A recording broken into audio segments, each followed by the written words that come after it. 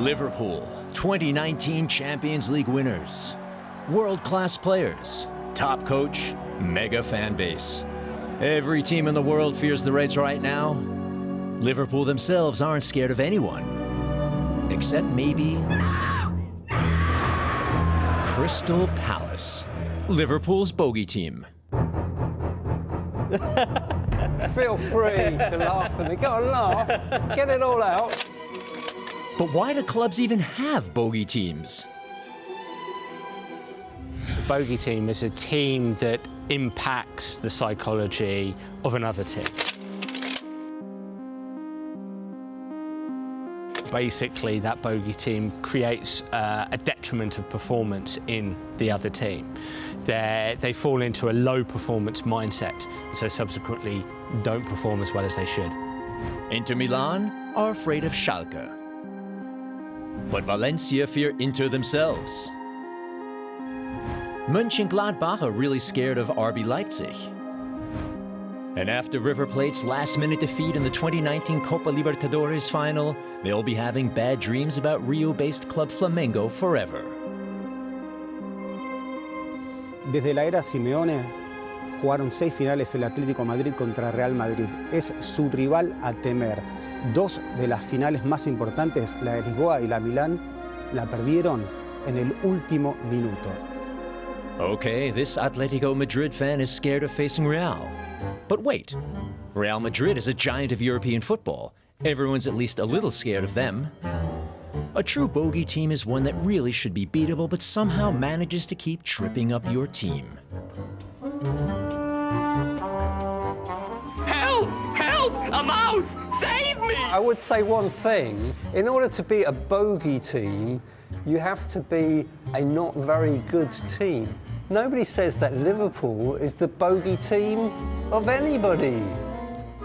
By bogey team, we mean something like this. The team that I hate to play against, or that I hate Celtic to play against, is Inverness Caledonian Thistle.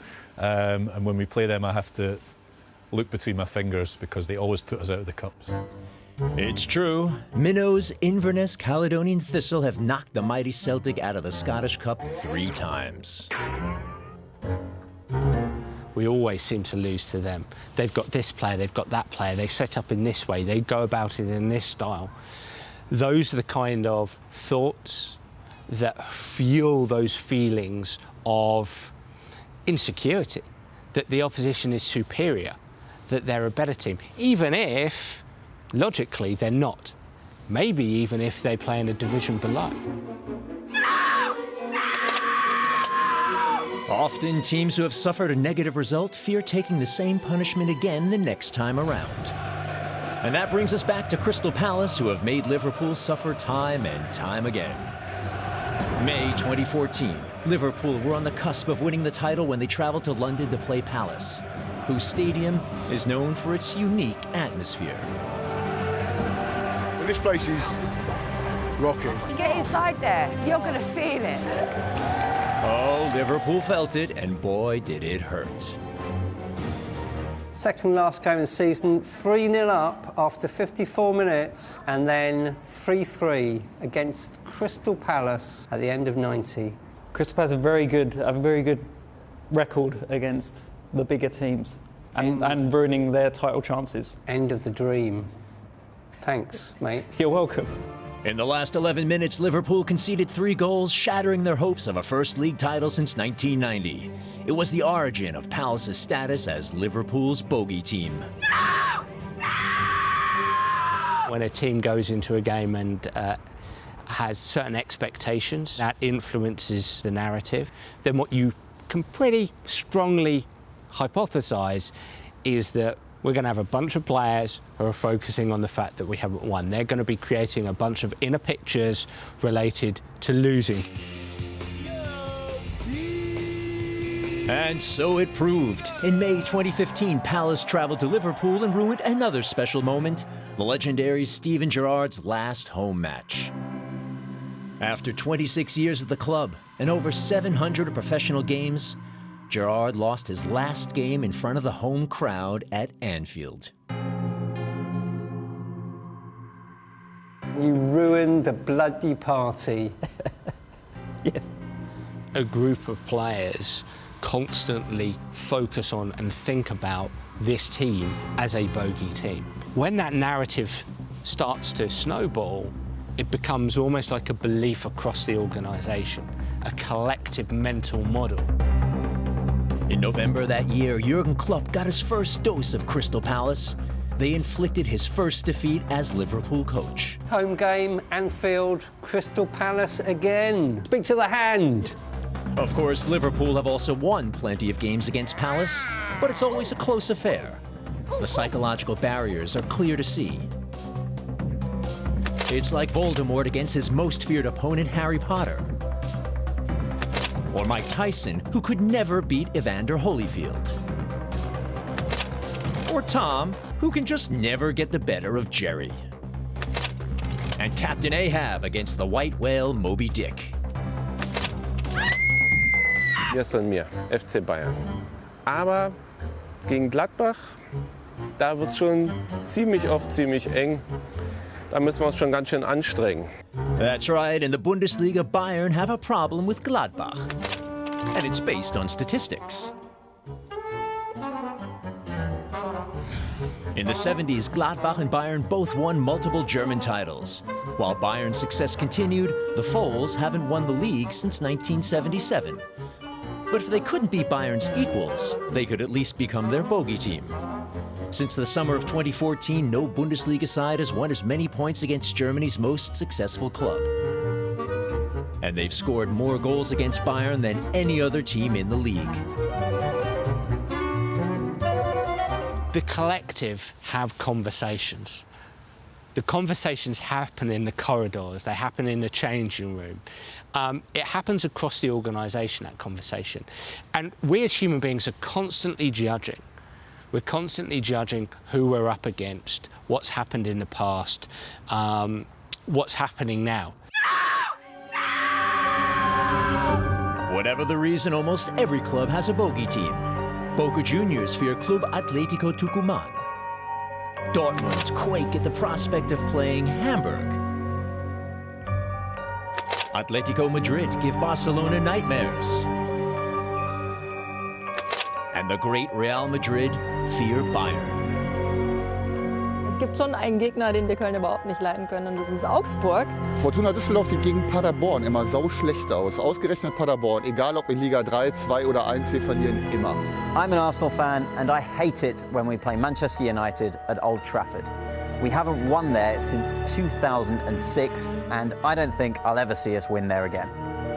Stop! Because here it's not so much the team as the stadium that seems to provoke fear. Where we are influences what we think. We can play in a certain location and we can feel great. We can play in another location and feel poor. And that might not have anything to do with the location itself. It's just our perception of that location. In Greece, Panathinaikos have a problem with PAS Lamia. They've never won an away to them, either in the league or the cup. And there's a curse on the French city of Bordeaux. At least for Olympique Marseille, because they simply cannot win there. They've failed in 37 attempts since 1977, both at the old Stade Chabon-Delmas and the new Matmut Atlantique.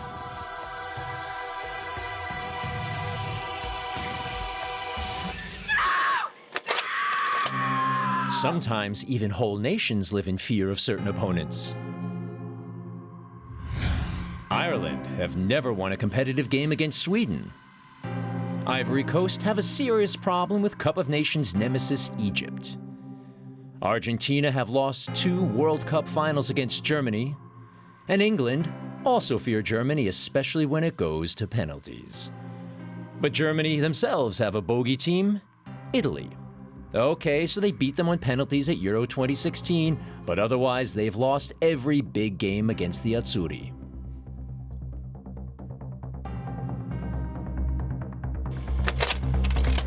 Bogey teams go back even further, though, as Brazil knows all too well. And it has nothing to do with the 7-1 thrashing against Germany. In 1950, Brazil took on Uruguay in the World Cup final at the famous Maracanã. About 200,000 watched on, the biggest crowd of all time. Brazil were at home and big favorites, but Uruguay won. 3 supporters in the stadium suffered heart attacks. Another even committed suicide by jumping from the stands. It was a trauma for the whole country and the historic low point for Brazilian football. History can be a burden, and it influences the narrative of a team, a squad of players, an organisation. The specter of that loss hangs over Brazilian football to this day, whenever Brazil face Uruguay.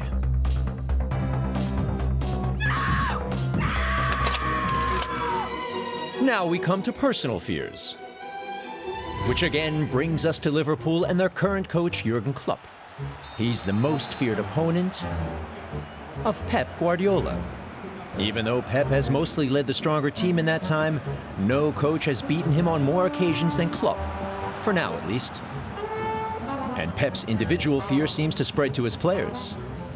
Klopp has won 9 of their 18 meetings during Guardiola's spells at Bayern and Man City, and in their last 11 games, Guardiola has won just 3.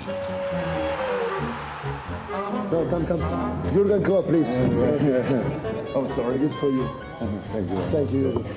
That's it. Bye. Klopp has made the change. Arsène Wenger is another coach with a nemesis. In 19 games against Jose Mourinho, he's only tasted victory twice. And goalkeeper David De Gea clearly hates playing against Sevilla. In his time with Atletico Madrid and Manchester United, he's met them 6 times and failed to win a single game.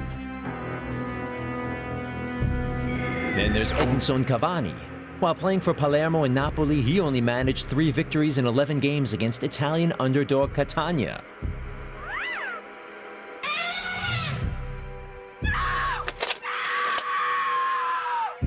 So what can sides do to beat their bogey teams? So, as a sports psychologist, I might work with the coaching staff to try to change the narrative, to try to change the focus of attention that the players have. They're focused on what they don't want, and they're focused on the things that are great about the opposition. They need to focus on themselves. They need to focus on their strengths. They need to focus on what they do have. They need to focus on how they want to play. It's about helping players stay here, rather than having that broad focus of who are we playing against? Oh, they're a bogey team. Oh, we never beat those. No, stop. Let's come back to what we can do as individuals and as a collective. So basically, the bogey team doesn't really exist except in your own head. Ese es el mayor miedo del Atlético Madrid. No el Real Madrid, sino sus propios miedos. We don't have bogey teams, we only have boogie teams. Exactly. There's really nothing to fear about these opponents. It's just your brain being negative. So forget the whole thing and just be confident. Bogey teams, bring 'em on.